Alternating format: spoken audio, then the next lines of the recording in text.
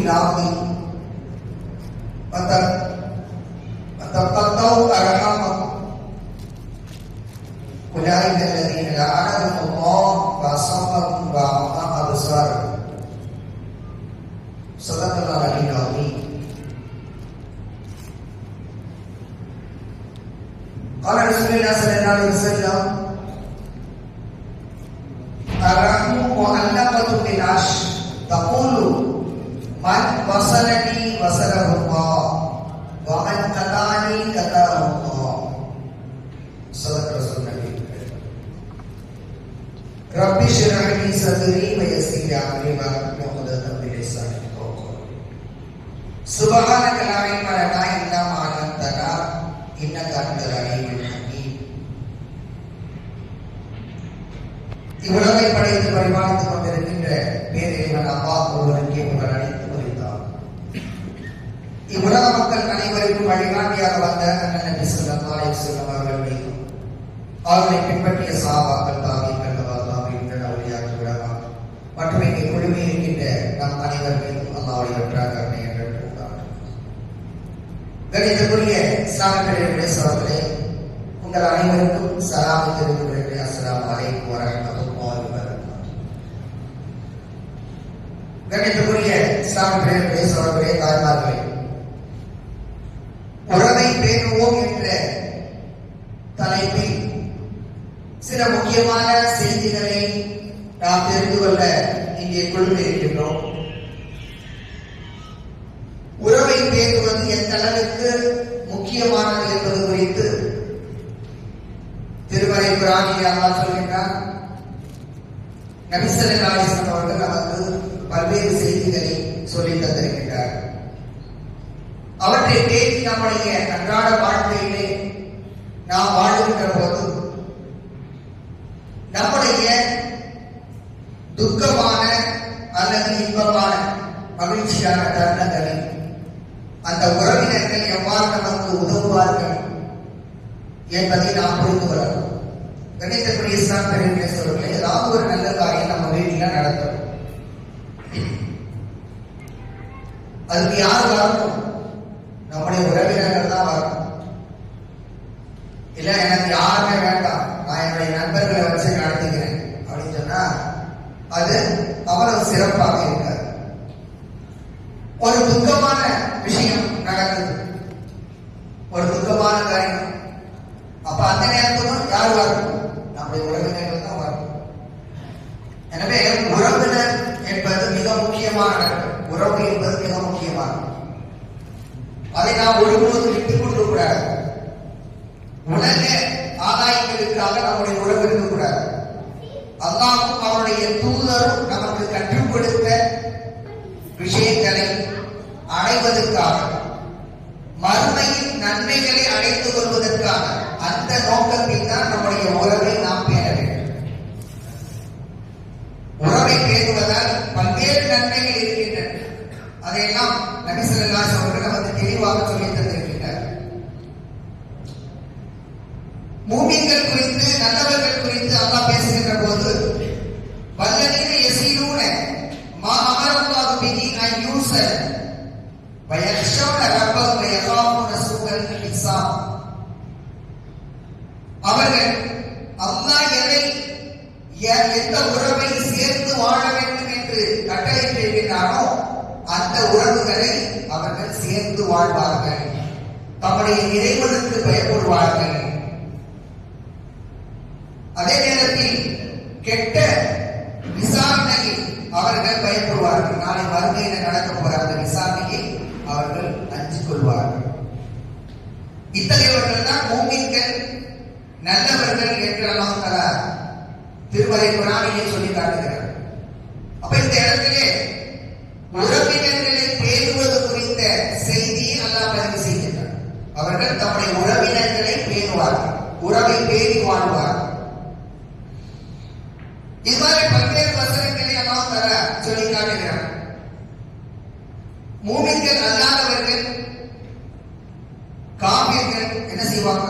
அல்லதீன யன்குதுன அஹ்தல்லாஹ் மின் பாதி மீசாகி, அல்லாஹ்வுடைய ஒப்பந்தத்தை அவர்கள் முறிப்பார்கள். ஒப்பந்தம் செஞ்சா அதை செயல்படுத்த மாட்டாங்க, குறிச்சிடுவாங்க. அல்லாஹ் எவ்வாறு சேர்ந்து வாழ சொன்னானோ அந்த உறவினர்களை உறவை துண்டித்து விடுவார்கள்.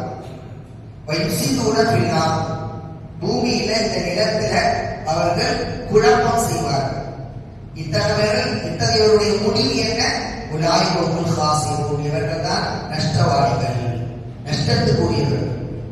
அல்லாஹ்வுடைய ஒப்பந்தத்தை நிறைவேற்ற மாட்டாங்க, அல்லாஹ் சேர்ந்து வாழ சொன்ன உறவினர்களோடு சேர்ந்து வாழ மாட்டாங்க, பூமியில குழப்பம் ஏற்படுத்துவார்கள். இவர்கள் தான் நஷ்டவாளிகள், நஷ்டத்துக்குரியவர்கள். அப்ப இது மாதிரி இரண்டு விதமான செய்தி அல்லாஹ் சொல்லியிருக்காங்க. நல்லவர்கள் உறவினர்களோடு சேர்ந்து வாழ்வார்கள், அல்லாஹ்வுக்கு மாறு செய்யக்கூடியவர்கள் உறவை வெட்டுவார்கள், உறவை துண்டித்து வாழ்வார்கள் என்று அல்லாஹ் தஆலா சொல்கிறார். எனவே கணிதக்கூடிய இஸ்லாம் பேரவர்களே, நாம் நம்முடைய உறவினர்களோடு சேர்ந்து வாழ வேண்டும் என்பது மிக முக்கியமான ஒரு செய்தி. இந்த ரஹ்மு அப்படின்னு சொன்னா உறவு அர்த்தம். இந்த ரஹ்மு என்பது அதிலிருந்து ரஹ்மானுடைய வார்த்தை, ரஹ்ம் என்பது ரஹ்மானுடைய வார்த்தை, அதிலிருந்து வந்ததுதான் இந்த ரஹ்மு. ரஹ்மு என்பது இரக்கம், அன்பு, உறவு அப்படிங்கிற பொருளை குறிக்கிறது. ரஹ்மான் மிகுந்த அன்பார், அளவற்ற அன்பார், அதான் அல்லாஹ். அதனால அல்லாஹ் சொல்றான், இந்த ரஹ்மு என்ற உறவு என்னுடைய பெயரிலிருந்து நான் அதை எடுத்திருக்கிறேன் அப்படின்னு சொல்லி அல்லாஹ் தஆலா சொல்றான். என்னுடைய பெயரிலிருந்து நான் அதை எடுத்திருக்கிறேன். அதனால அந்த உறவினரோடு நீங்கள் சேர்ந்து வாழுங்கள் என்று சொல்கிறேன். இந்த ரஹ்மு என்பது, இந்த உறவு என்பது அல்லாஹ்வுடைய அர்ஷில சேர்த்து கட்டப்பட்டிருக்கிறது, பிணைக்கப்பட்டிருக்கிறது. அப்ப அந்த உறவு சொல்லுது, பிணைக்கப்பட்ட அந்த உறவு சொல்கிறது, மன் வசலனி வசலஹுல்லாஹ் வமன் கதானி கதாஹுல்லாஹ். யார் என்னை சேர்த்து வாழுகிறாரோ அவரை அல்லாஹ் சேர்த்துக் கொள்வான். யார் என்னை துண்டித்து வாழ்கின்றாரோ அவரை அல்லாஹ் துண்டித்து விடுவான். அதாவது அல்லாஹ்வுக்கும் அவருக்கும் தொடர்பு இல்லை. அப்ப உறவினர்களோடு நாம் சேர்ந்து வாழ்ந்தால் நமக்கும் அல்லாஹ்வுக்கும் ஒரு தொடர்பு இருக்கு அப்படின்னு அர்த்தம். உறவினர்களை நாம் புரிந்து கொண்டால், உறவினர்களோடு நான் பேச மாட்டேன், பழக மாட்டேன், அவங்க வீட்டுக்கு போக மாட்டேன் அப்படின்னு சொன்னா அல்லாஹ்வும் தன்னுடைய தொடர்பை துண்டித்துக் கொள்கிறான். அப்ப உறவுக்கு எந்த அளவுக்கு அல்லாஹ் முக்கியத்துவம் கொடுக்கிறான் பாருங்க. உறவினர்களோடு சேர்ந்து வாழ்ந்தால் அல்லாஹ்வும் நம்மோடு சேர்ந்து இருக்கிறான், நம்மோடு சேர்ந்து கொள்கிறான். அதே உறவினர்களோடு நாம் சேராவிட்டால், துண்டித்து விட்டால் அல்லாஹ்வும் நம்முடைய தொடர்பை துண்டித்துக் கொள்கிறான். அப்ப உறவு என்பது எவ்வளவு முக்கியம் என்பதை நாம் கவனிக்க வேண்டும். ஆக கணியத்துக்குரிய இஸ்லாம் பேசுவர்களே, உறவினர்கள்னா யார்? யாரா உறவினர்கள்? நெருங்கிய உறவினர்கள், பிளட் ரிலேஷன்ஷிப். யார் சொன்னா தந்தையோடு, அதாவது தந்தையோடு உடன் பிறந்தவர்கள், தாயோடு உடன் பிறந்தவர்கள். தந்தையோடு உடன் பிறந்தவர்கள் என்ன நம்ம சொல்லுவோம்? தந்தையோடு உடன் பிறந்தவர்கள். ஆண் பிள்ளைகளாக இருந்தால் சிற்றப்பா, பெரியப்பா அப்படின்னு சொல்லுவோம். பெண் பிள்ளைகளாக இருந்தால் சகோதர சகோதரிகளாக இருந்தாக்க குப்பிமா, அதான் அத்தை அப்படின்னு சொல்லுவோம். அதுவே அம்மாவோடு பிறந்தவர்கள் அவங்கள மாமான்னு சொல்லணும். அதுபோல சின்னம்மா, பெரியம்மா, அதுக்கப்புறம் அவங்களுடைய பிள்ளைகள். இதுதான் பிளட் ரிலேஷன்ஷிப். இவங்களோடு நெருங்கிய உறவாக நாம் இருக்க வேண்டும். இவங்களுடைய உறவை நாம் ஒருபோதும் துண்டித்துக் கொள்ளக்கூடாது. இவங்களோடு நெருங்கிய நட்போடு நாம இருக்க வேண்டும். கணிதத்துக்குரிய இஸ்லாம் சொல்றேன், அந்த உறவு குறித்த இன்னொரு செய்தி. அந்த உறவு சுஜுனத்தும் மினர் ரஹ்மான், ரஹ்மான் அப்படிங்கிற அந்த வார்த்தையிலிருந்து உருவான ஒரு கிளை வார்த்தை. தக்கூறு யாரப்பி இன்னி குத்திரத், இன்னி குத்திரத்து யாரப்பி, குலித்து யாரப்பி, யாரப்பி யார் அப்படின்னு சொல்லி அந்த உறவு சொல்லு. இறைவா, என்னுடைய இறைவா, நான் துண்டிக்கப்படுகிறேன், நான் அநியாயம் செய்யப்படுகிறேன் அப்படின்னு சொல்லி அந்த உறவு அல்லாஹ்விடம் முறையிடுது. அப்படி முறையிடும் போது அல்லாஹ் தஆலா பதில் சொல்றான். அல்லாஹ் தஆலைன அன் அப்தக மன் ததஅகி வாசிலு மன் வஸலகி. உன்னை சேர்ந்து வாழ்பவனை அதாவது உன்னை துண்டித்தவனை நான் துண்டித்து விடுவேன், உன்னை சேர்ந்து வாழ்வோரோடு நான் சேர்ந்து கொள்வேன், இது உனக்கு திருப்தி இல்லையா அப்படின்னு கேட்டான். அப்படி கேட்கும்போது திருப்தி தான் அப்படின்னு சொல்லி அந்த உறவு சொன்னான். அப்ப உறவினர்களோடு நாம் சேர்ந்து வாழ்கின்ற போது அல்லாஹ் நம்மோடு இருக்கிறான், நம்மோடு தொடர்பு கொள்கின்றான். நமக்கு அதன் மூலம் பல்வேறு பரக்கத்துகள் கிடைக்கின்றன. நாம் உறவை துண்டித்து விட்டால் அல்லாஹ் நம்முடைய தொடர்பை துண்டித்து விடுகிறார். அப்ப இது புகாரில பதிவு செய்யப்பட்ட ஒரு செய்தி. எனவே கிடைக்கக்கூடிய இஸ்லாம் பெருமளே நாம் நம்முடைய உறவினர்களோடு இணக்கமாக வாழ வேண்டும்.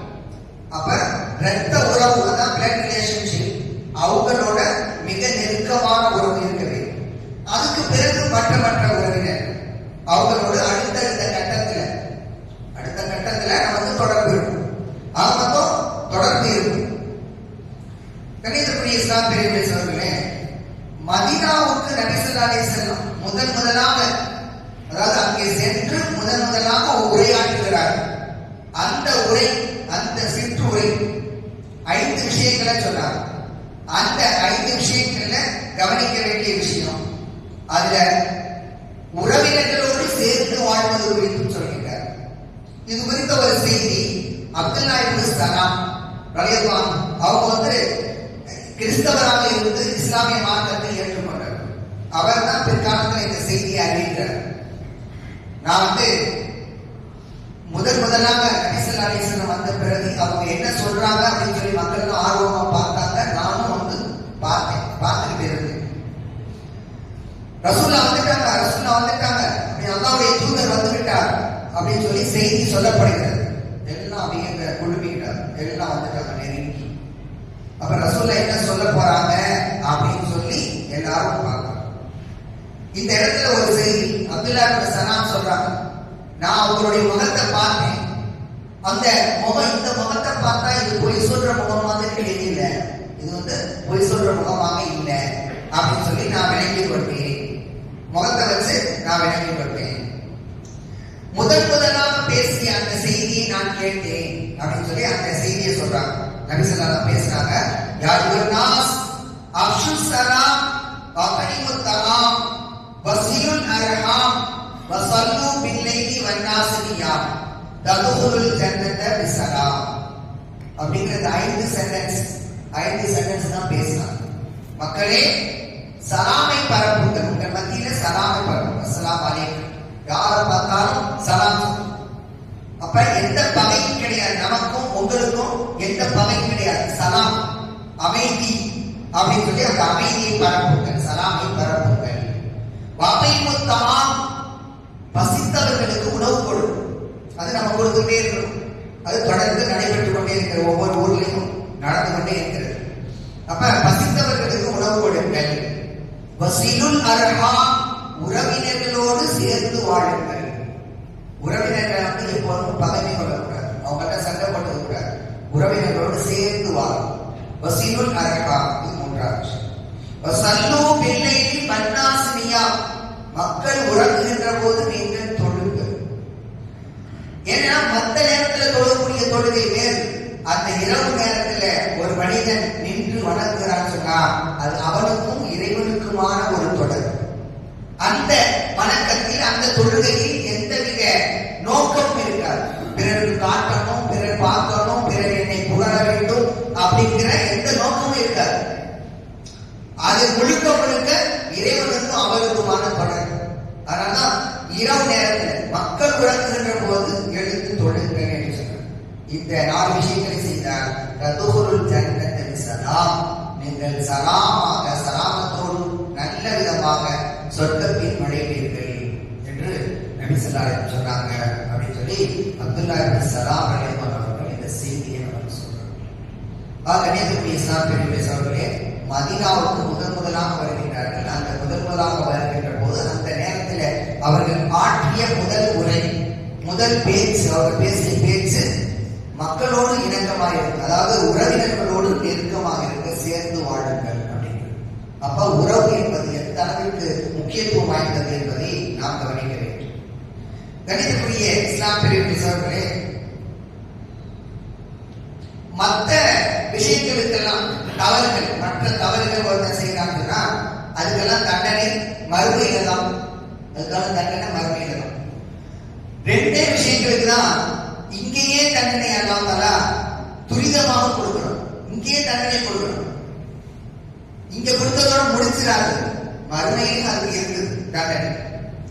அந்த ரெண்டு விஷயம் மாமின் தம்பின் அஜிதர் ஐயோ அஜிரம்மாவி சாஹிபின் முகூபாவின் துன்யா மகமா எத்தகைய லவ்வின் ஆகிறா. அல்லாஹ் தஆலா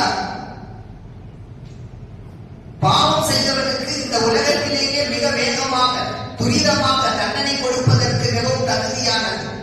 அத்தோடு மறுமையிலும் அதற்கான தண்டனை இருக்கிறது. அது என்ன சொன்னா மினல் பகி வ கதீஅத்துர் ரஹம், அநியாயம் செய்வது, பிறருக்கு அநியாயம் செய்வது ஒன்று. இரண்டாவது உறவை துண்டிப்பது. அவங்க வீட்டுக்கு நான் போக மாட்டேன், அவன் வந்து சரியான முறையில மதிக்கல என்னைய, அதனால அவன் வீட்டுக்கே நான் இனிமே போக மாட்டேன் அப்படின்னு சொல்லி எவ்வளவு நம்ம கடினமாக பேசி விடுகிறோம். நாள் கணக்கா, மாச கணக்கா, வருட கணக்கா பேசாம இருக்கிறாங்க. சகோதர சகோதரிகள், அண்ணன் தம்பிகள் பேசாம இருக்கிறாங்க. மாமாவோட பேசுறது இல்லை, சொத்து பிரச்சனை, அதனால மாமாவோட நான் பேசுறது இல்லைங்க அப்படின்னு. சின்னம்மாவோட பேசுறது கிடையாது சொன்னா அவங்க சரியான முறையில எங்களை வழி நடத்தல அல்லது எங்களுக்கு உதவி செய்யல, ஏதாவது ஒரு எங்களை மதிக்கல, அப்படி ஏதாவது ஒரு விஷயத்தை நம்ம சொல்றோம். அப்படி சொல்லி அவங்களோட நான் பேசுறது இல்லைங்க. அது அது ஆயிப்போச்சு, 10 வருஷம் ஆயிப்போச்சு, 10 வருஷமா நான் பேசுறது இல்லை அப்படின்னு ரொம்ப சாதாரணமா சொல்லிட்டு இருக்கேன். ஆனா உறவை குறித்து எவ்வளவு அதிகமாக நபிசுல்லாஹ் சொல்லியிருக்கிறார்கள், எந்த அளவு எச்சரிக்கின்றார்கள் என்பதை பாருங்கள். அப்படின்னா இந்த இரண்டுக்கும் இந்த உலகத்திலேயே தண்டனை இருக்கிறது, மறுமையிலும் தண்டனை இருக்கிறது. அப்ப உறவை துண்டிப்பது எவ்வளவு பெரிய பாவம் என்பதை நாம் நினைவு கொள்ள வேண்டும். இந்த விஷயம் நபி ஸல்லல்லாஹு அலைஹி வஸல்லம் மிக தெளிவாக சொல்கிறார்கள்.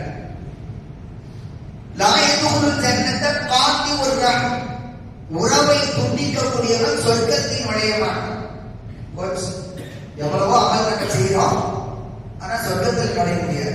சின்னம்மாவோட பேசுறது இல்லை, மாமாவோட பேசுறது இல்லை, அண்ணன் தம்பியோட பேசுறது இல்லை, சில பேர் அக்கா சகோதரிகள்கிட்ட பேசுறது கிடையாது. இது மாதிரி இருக்கா இல்லையா? சின்ன சின்ன விஷயங்களுக்காக நம்ம கோச்சுக்கணும். அவ வந்து என் வீட்டுக்கு வந்து சரியான முறையில அழைப்பு கொடுக்கல, சரியான முறையில பத்திரிக்கை வச்சு நேரடியாக அழைக்கல, அதனால நான் அவங்க கல்யாணத்துக்கு போக மாட்டேன் அப்படின்னு சொல்லுவோம்.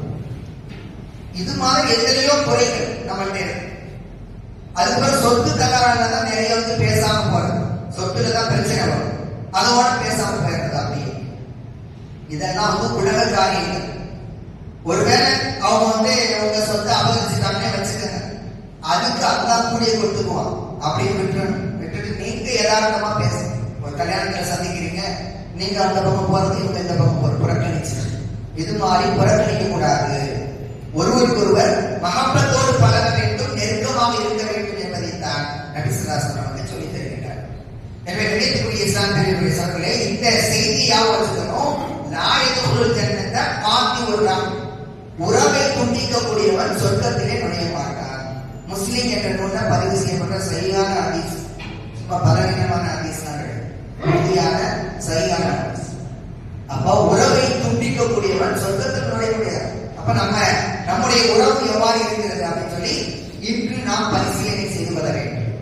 ஒருவேளை நாம் யாரையும் பேசாம இருந்தா உடனே போன் போட்டு நான் இவ்வளவு நாள் பேசாம இருக்கிறேன், என்னை மன்னிச்சுக்கங்க, இருங்க உங்கள்கிட்ட பேசுறேன் அப்படின்னு சொல்லி இன்னைக்கு பேச்சுவார்த்தை தொடங்கி, யார் சலாம் சொல்லி பேச்சை தொடங்குகிறாரோ அவர் தான் சிறந்தவர்.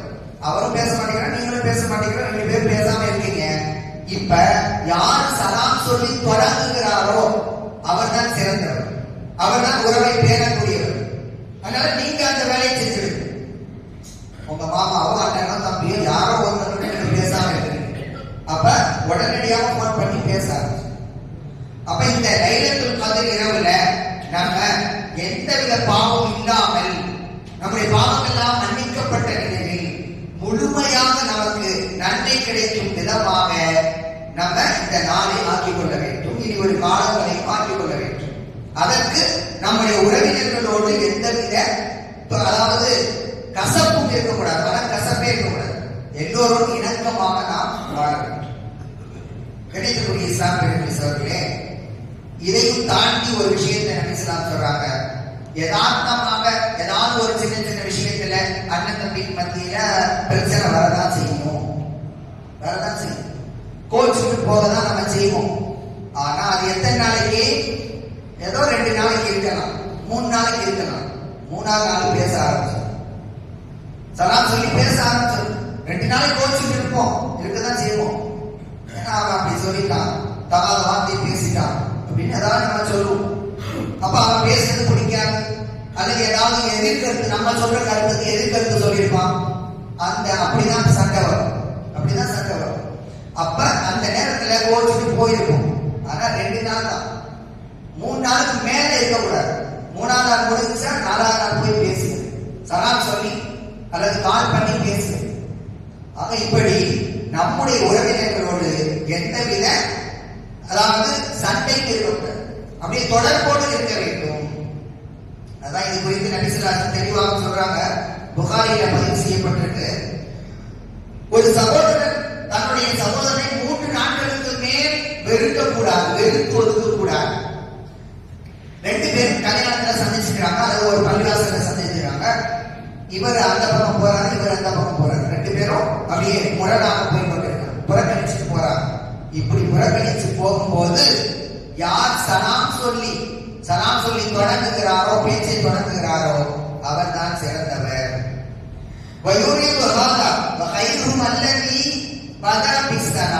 அந்த 2 பேரில் சிறந்தவர் யார்? யார் சலாம் சொல்லி தொடங்குகிறாரோ, பேச்சை தொடங்குகிறாரோ, அவரே சிறந்தவர். அப்ப அவனை விட நம்ம சிறந்தவனாக ஆக வேண்டும் என்றால் நம்ம தான் சலாம் சொல்லி தொடங்க வேண்டும். நம்ம அதுல முந்திக்கணும், நன்மையில நம்ம தான் முந்திக்கணும்.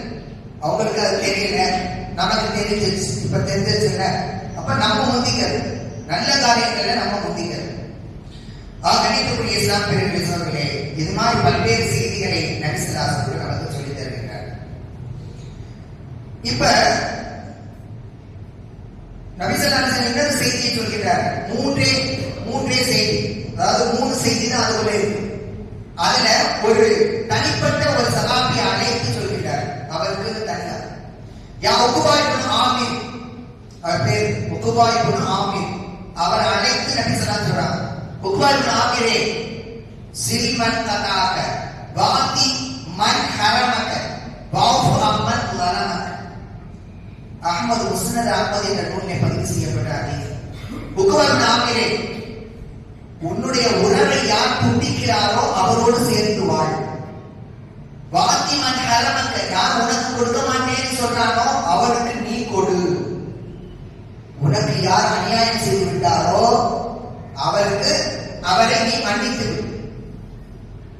இப்ப நம்முடைய உறவு, நம்முடைய வீட்டுக்கு அவன் வரமாட்டேங்க, நம்முடைய மாமா அல்லது சகோதரன் அல்லது சின்னம்மா யாரோ வரல அப்படின்னு சொன்னா நம்ம போய் அவங்களோட தொடர்பு வச்சு, அப்ப அவங்க தான் நம்ம வீட்டுக்கு வரமாட்டேங்கிறாங்க, நம்ம போகணும். அப்ப நம்முடைய உறவை துண்டிக்கக்கூடியவர்களோடு நம்ம சேர்ந்து வாழ வேண்டும். அவங்க வெற்றியுடனும் பார்க்கிறாங்க, நம்ம ஒட்டி கொள்ள வேண்டும். அவங்க வெற்றியுடனும் பார்க்கிறாங்க, ஆனா நம்ம ஒட்டி கொள்ள வேண்டும்.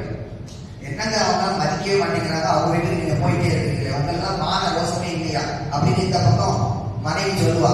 அந்த பேச்செல்லாம் கேட்கக்கூடாது. நம்ம யாருக்காக செய்யறோம்? அல்லாஹ்வும் ரசூலுக்காக, அல்லாஹ்வுக்காகவும் ரசூலுக்காகவும் தான் நம்ம அதை செய்யறோம். நமக்கு என்ன மான ரோசம் இல்லையா? இருக்கு, மானம் இருக்கு, ரோசம் இருக்கு.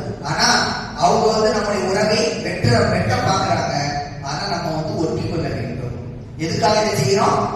அல்லாஹ்வின் தூதர் சொல்லிட்டாங்க, அதுக்காக தான் செய்யறோம். வேற நோக்கம் கிடையாது. அதன் மூலம் நமக்கு நன்மை இருக்கிறது, அதுக்காக செய்யறோம். எனவே மனைவி சொன்னாலும் சரி, மத்தவங்க சொன்னாலும் சரி, நம்ம அதெல்லாம் கேட்கக்கூடாது.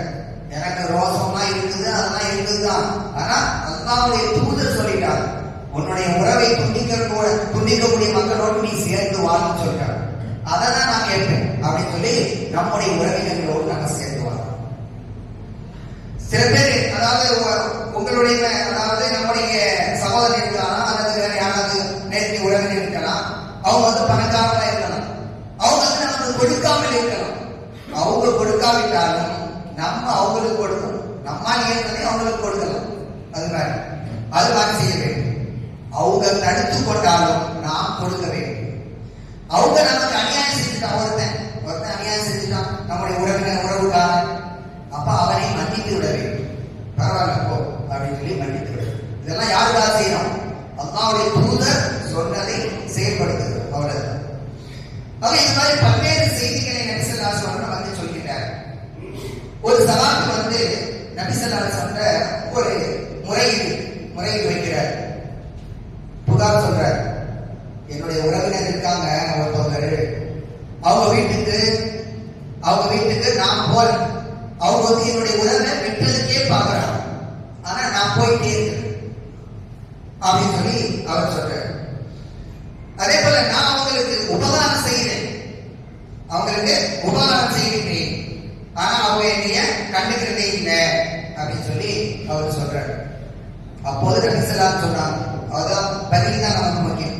ரசூலுல்லாஹ் சொன்னாங்க, நீங்க சொல்வது இருந்தால் நீங்கள் அவங்களுடைய வாயில சுடு சாம்பலை வைத்து விட்டீர்கள், சுடு சாம்பலை போட்டு விட்டீர்கள், போட்டதை போல, அதாவது அதுக்கு அவங்கள வந்து முகத்தை உடைத்ததை போல அப்படின்னு சொல்லி மூக்க உடைச்சிட்டாங்க அப்படின்னு சொல்லுவாங்க. அது மாதிரியான ஒரு அவங்கள நீங்க மூக்க உடைச்சதை போல, அதனால நீங்க அதை பத்தி கவலைப்படாதீர்கள், நீங்கள் தொடர்ந்து அதே போல செயல்படுங்கள். வலா யஸாலு மஅக மினல்லாஹி லஹீருன் அலைக்கும் மா துப்த அலா தாலிக. நீங்கள் அதை தொடர்ந்து செய்கின்ற வரை அல்லாஹ்வுடைய தரப்பில் இருந்து ஒரு உதவியாளர் உங்களுக்கு இருந்து கொண்டே இருப்பார். அல்லாஹ்வுடைய தரப்பில் இருந்து ஒரு உதவியாளர் உங்களுக்கு இருந்து கொண்டே இருப்பார் அப்படின்னு சொல்லி நபி ஸல்லல்லாஹு அலைஹி சொல்றாங்க. முஸ்லிம் என்ற நூலில் பதிவு செய்யப்பட்ட ஒரு ஹதீஸ். ஒருத்தர் வந்து முறையிடுறாங்க, இந்த மாதிரி நான் என்னுடைய உறவினர்களோடு சேர்ந்து வாழ பார்க்கிறேன், ஆனா அவங்க என்னுடைய உறவை துண்டிச்சு விடுறாங்க.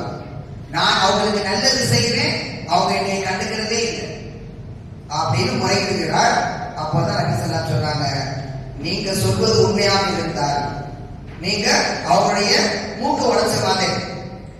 அதே நேரத்தில் நீங்கள் இவ்வாறு செய்து கொண்டே இருக்கும் போதெல்லாம் உங்களுக்கு அல்லாஹ்வுடைய தரப்பில் இருந்து ஒரு உதவியாளர் இருக்கிறார். எவ்வளவு பெரிய விஷயம் பாருங்க. அல்லாஹ்வுடைய தரப்பில் இருந்து நமக்கு உதவியாளர் உதவி கொண்டே இருக்கிறார். அப்ப நாம் வந்து யாருடைய உதவியாவது அவங்க துண்டித்தால் நம்ம வந்து சேர்ந்து வர்றது, அவங்க துண்டிக்க பாக்குறாங்க, நம்ம வீட்டுக்கு வர்றாங்க, நம்ம எவ்வளவு இதுல இருக்கிறோம், இவங்க வந்து சாதாரண குடும்பத்தில் உள்ளவங்க, இவெல்லாம் நம்ம வீட்டுக்கு வர்றாங்க அப்படின்னு சொல்லி அவங்க வந்து நம்முடைய உறவை வெட்ட பாக்குறாங்க. நம்ம வந்து என்ன செய்யணும்? நம்ம ஒட்டி கொள்ள வேண்டும். ஆக கண்ணியத்துக்குரிய இஸ்லாம் பெரியவர்களே சகோதரர்களே, இன்னொரு செய்தி மிக முக்கியமானது. உறவை பேணுபவர் தான் யாரு அப்படின்னா, அவர் என் வீட்டுக்கு வர்றாரு, நான் அவர் வீட்டுக்கு போறேன், அவர் எனக்கு உபகாரம் செய்கிறார், நான் அவருக்கு உபகாரம் செய்கிறேன். இதுக்கு பேரு உறவை பேணுபவர் கிடையாது. இவருக்கு பேரு உறவை பேணுபவர் கிடையாது. யார் உங்களுடைய உறவை துண்டித்து விட பார்க்கிறாரோ அவரோடு நீ சேர்த்து ஒட்டி கொள்வது, அவர் தான் உறவை பேணுபவர். லைசல் வாசில் பில் முகாமி வலாகினல் வாசில் நதி இதா குத்தியத் ரஹிமுஹு வஸலஹா. அவருடைய உறவு துண்டிக்கப்படுகிறது. நீ எல்லாம் என் வீட்டுக்கு வராத அப்படின்னு வெளிப்படையாவே சொல்றாங்க. ஆனா நாம மீறி போறோம், அவங்க வீட்டுக்கு போறோம். அப்ப இது இப்படிப்பட்டவர் தான் உறவை பேணக்கூடியவர், உறவை வளர்க்கக்கூடியவர். இத்தகைய மனிதராக தான் நாம் இருக்க வேண்டும். உனக்கு சூடு சொன்னீங்க, எத்தனை தடவை சொன்னாலும் கேட்க மாட்டியா அப்படின்னு அவங்க சொன்னா கூட பரவாயில்ல. இல்லங்க, அல்லாஹ்வுடைய தூதர் சொல்லியிருக்காங்க உறவினர்களோடு இணக்கமாக வாழணும்னு சொல்லி, அதனாலதான் நான் வர்றேன் அப்படின்னு சொல்லி நம்ம செய்தியவே நம்ம தெளிவாக சொல்லலாம். ஆக இது மாதிரி பல்வேறு செய்திகள், உறவு குறித்த செய்திகளை நபி ஸல்லல்லாஹு அலைஹி வஸல்லம் பல்வேறு செய்திகள் நமக்கு சொல்லி தந்திருக்கிறார். கணிதக்குரிய இஸ்லாம் பெரியவர்களே சகோதரர்களே, நம்முடைய சகோதரர், உடன்பிறந்த சகோதரராக இருக்கட்டும் அல்லது மற்றவர்களாக இருக்கட்டும், யாராக இருந்தாலும் அந்த சகோதரனை சந்திக்க சந்திக்கின்ற போது முகமலர்ச்சியோடு அஸ்ஸலாமு அலைக்கும் அப்படின்னு முகமலர்ச்சியோடு நம்ம பேசுறோம்ல, அதுவும் நமக்கு தர்மம். அது சதகா, தர்மத்தை நமக்கு கொடுக்கிறது, தர்மம் செய்த நன்மையை தருகிறது. அப்ப நம்முடைய சகோதரர்கள் ஒருவருக்கு ஒருவர் சந்தித்துக் கொள்கின்ற போதும், அதே போல மற்றவர்களை நாம் சந்திக்கின்ற போதும் முகமலர்ச்சியோடு சந்திக்க வேண்டும். அது நமக்கு மிகப்பெரிய ஒரு தர்மமாக ஆகிவிடுகிறது என்பதை நாம் கவனித்துக் கொள்ள வேண்டும். கணிதக்குரிய இஸ்லாம் பெருமையை சொல்களே, இப்படி நம்ம பார்க்கின்ற போது நபி ஸல்லல்லாஹு அலைஹி வஸல்லம் யாராருக்கு உதவி செய்யணும் அப்படின்னு சொல்லி வரிசையாக நமக்கு சொல்கிறார். அப்ப நெருங்கிய உறவினர் யாரு? அப்பா அம்மா, அவங்களுக்கு முதல்ல உதவணும். பர்ர உம்மக்க வாபாக்க முகத்தக்க வாகாக்க, உன்னுடைய சகோதரி, அதுக்கப்புறம் உன்னுடைய சகோதரர், இவங்களுக்கெல்லாம் நீ உபகாரம் செய், நன்மை செய். சும்மா அதுனாக்க அதனா, பிறகு அவங்களை அடுத்துதான் மற்றவங்களுக்கு. அப்ப தாய், தந்தை, சகோதரன், சகோதரன், இவங்களுக்கு தான் நம்ம முதலாக நாம் உதவி செய்வதை அதை முற்படுத்த வேண்டும். இவங்களுக்கு தான் முன்னிலை, பிரிபரன்ஸ் அவங்கதான். அதுக்கு பிறகுதான் மற்றவங்களுக்கு, மற்ற உறவினர்கள். ஆக இப்படி நம்ம செய்ய வேண்டும். உறவினர்களை நாம் இணக்கமாக, உறவினர்களோடு இணக்கமாக வாழ்வதன் மூலம் நமக்கு என்ன கிடைக்கும் அப்படின்னு சொன்னா, நம்முடைய ரிஸ்க்ல பறக்கத், அபிவிருத்தி கிடைக்கும். இரண்டாவது, நம்முடைய ஆயுள் காலம் நீட்டிக்கப்படும். அது குறித்து ஒரு செய்தி, மன் சர்றது மன் யுஸதலஹு ஃபி ரிஸ்கிஹி வ யுஸதலஹு ஃபி அஸரிஹி ஃபல்யஸில் ரஹிமஹு. யார் தம்முடைய ரிஸ்க் அதிகப்படுத்தப்பட வேண்டும், பறக்கத் செய்யப்பட வேண்டும் என்று விரும்புகிறாரோ, தம்முடைய ஆயுள் நீட்டிக்கப்பட வேண்டும் என்று விரும்புகிறாரோ, அவர் உறவை சேர்ந்து வாழட்டும், அவர் உறவை சேர்ந்து வாழட்டும் என்று நபி ஸல்லல்லாஹு அலைஹி வஸல்லம் சொல்லக்கூடிய செய்தி புகாரியில பதிவு செய்யப்பட்டது. எனவே கணிதக்குரிய இஸ்லாம் பெருமையை சொல்கிறேன்.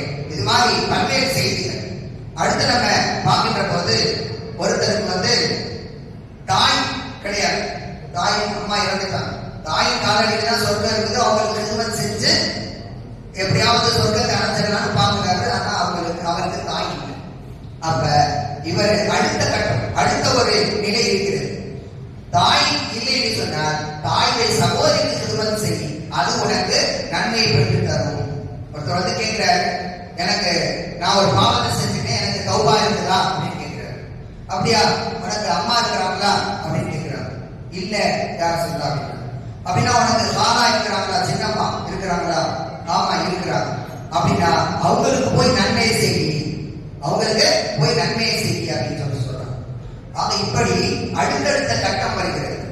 அதே போல தாயுடைய, தந்தையுடைய அந்தஸ்துல அவங்களுடைய சகோதரர், அதாவது சிற்றப்பா இருக்கிறார். ஒருத்தருக்கு தந்தை இல்லை, தந்தையுடைய குறையை நீக்கிறதுக்கு சிற்றப்பா இருக்கிறார். அவங்களுக்கு ஹிதமத் செய்வதன் மூலம் நீங்கள் நன்மை அடைந்து கொள்ளலாம். இப்படி உறவுக்கு நீண்ட ஒரு செய்திகள் எல்லாம் அந்த அது குறித்து இருக்கின்றன. எனவே அடுத்தவங்க இன்னொருத்தவங்க பயன் செய்வதற்கு ஆள் வந்தாச்சு. அதனால நம்ம இதோடு முடித்துக் கொள்வோம். வேறு தருணங்கள்ல இன்னும் பல செய்திகளை நம்ம தெரிந்து கொள்வோம் இன்ஷா அல்லாஹ். இப்ப தெரிந்து கொண்ட செய்திகளை நாம் நம்முடைய அன்றாட வாழ்க்கையில செயல்படுத்துவதற்கு அல்லாஹ் தஆலா தௌஃபீக் செய்வானாக. நம்முடைய உறவினர்களோடு இணக்கமாக வாழ தௌஃபீக் செய்வானாக. குறிப்பாக பெண்கள் சின்ன சின்ன விஷயங்களுக்காக கோபித்துக் கொண்டு உங்களுடைய உறவினர்களோடு பேசாமல் இருக்காதீர்கள். அதே போல கணவனுடைய உறவுகளை இருக்காதீர்கள். நீங்கள் உங்களுடைய உறவினர்களோடும் கணவனுடைய உறவினர்களோடும் இணக்கமாக வாழ நீங்கள் முயற்சி செய்யுங்கள். ஏனென்றால் அதில் தான் பரக்கத்து இருக்கிறது, அபிவிருத்தி இருக்கிறது. ரிஸ்கிலே பரக்கத்து, நம்முடைய ஆயுளிலே பரக்கத்து இருக்கிறது. எனவே இத்தகைய அந்த உறவை பேணி வாழக்கூடிய நல்ல தௌஃபீக்கை நமக்கும் நம்மை சார்ந்தவர்களுக்கும் அல்லாஹ் தஆலா